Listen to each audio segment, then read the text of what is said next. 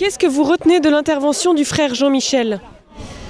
Ce que je retire, pour moi, ça a été d'entendre dire qu'on tournait une autre page et recommencer pas recommencer, ou continuer, mais d'une autre manière. Je trouve ça très important et très riche. Pour moi, c'est plein d'espérance. J'ai déjà l'espérance au cœur, mais là encore un peu plus. Et je me dis que dans nos périodes de fragilité, là, le Seigneur, il est toujours avec nous.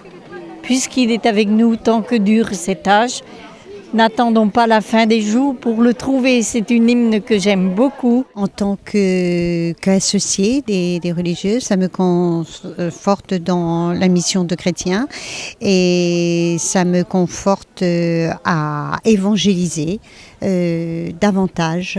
Eh bien, une intervention pleine d'espérance et qui ouvre l'avenir. Dans le contexte d'aujourd'hui, on a beaucoup tendance à se lamenter sur ce qui ne va pas.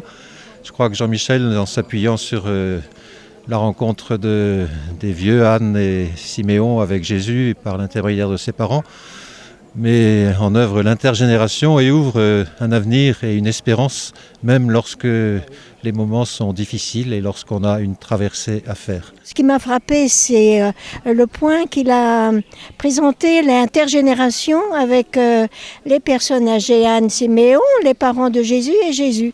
Je trouve que c'était quelque chose de très serein comme présentation et ça va m'habiter ça par rapport à des relations, bien des dialogues, des rencontres. J'ai retenu quelque chose d'important, c'est qu'il faut savoir se laisser étonner, parce qu'il y a toujours du nouveau qui apparaît et qui peut nous surprendre, et alors que c'est l'avenir qui commence à germer dans ce petit signe-là qui nous paraît. Voilà. L'espérance et puis le fait de dire on ne doit pas compter sur nos propres forces à nous, mais sur celles du Christ et de Dieu qui est là présent tout au long de l'histoire et qui a vu sans doute bien des vicissitudes dans la vie religieuse. L'histoire de la vie religieuse est ancienne et il y a eu bien sûr des hauts et des bas, mais elle dure depuis déjà tellement tant d'années qu'on peut espérer encore qu'il y a un renouveau malgré les apparences, quoi. Et c'est ce que le frère Jean-Michel, je crois, nous a fait entrevoir à travers le texte aussi de l'Évangile, avec Siméon qui garde cette espérance avec le Christ qui arrive. J'ai été très touchée par cette intervention qui partait de la parole de Dieu et cette importance qu'il donnait à nous enraciner dans cette parole de Dieu. Et très touchée par une parole toute simple à la fin de la conférence où il nous rappelait le pour tous de Jésus et il nous invitait à être nous aussi pour tous à la suite du Christ. Ça nous met dans la confiance face à l'avenir et c'est tout à fait ce qui doit animer toute cette année, rendre grâce pour ce qui a été vécu, vivre avec passion le présent et puis vivre dans la confiance, être dans la confiance pour l'avenir. C'est une intervention pleine d'espérance et une intervention qui interpelle tous les âges, comme on dit, de la vie religieuse. Et qui pousse chacune, quelle que soit son étape, là où il en est, à avancer sur le chemin de la fraternité et aussi à faire confiance, plein pot à l'Esprit Saint, voilà, plein voile, voilà. Laissez le vent de l'Esprit souffler dans nos voiles, avec ou sans voile.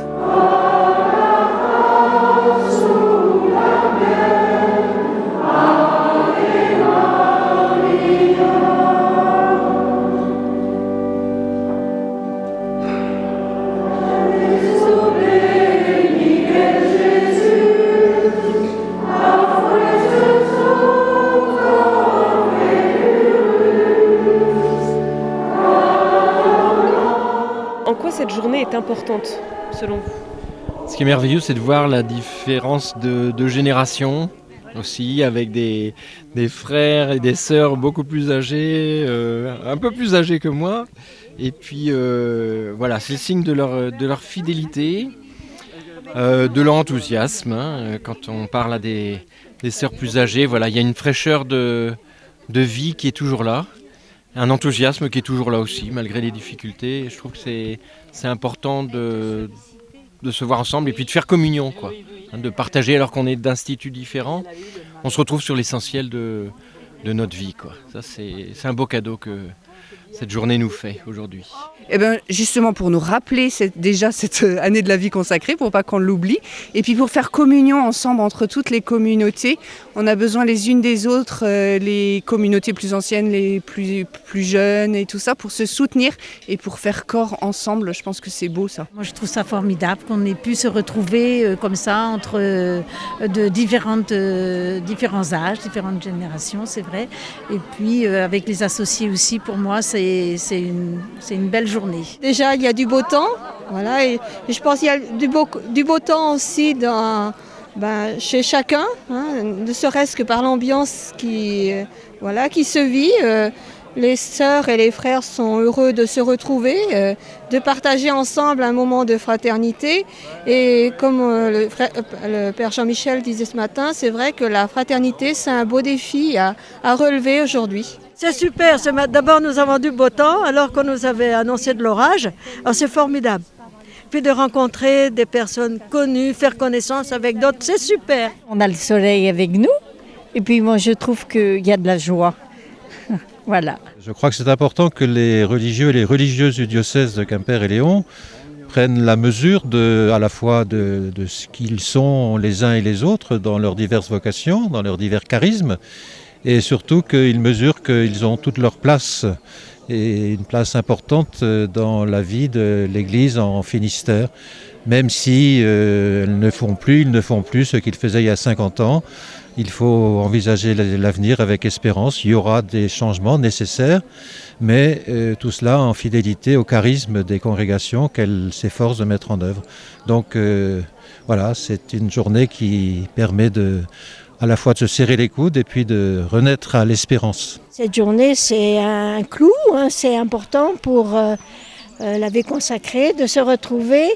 Et aussi les quelques associés qui sont avec nous là. Je suis heureuse de rencontrer toutes les autres qui vivent le même engagement que moi et que je connais déjà beaucoup. Et d'autres que je rencontre. Formidable, que ce soit pour les religieuses, pour nous associés.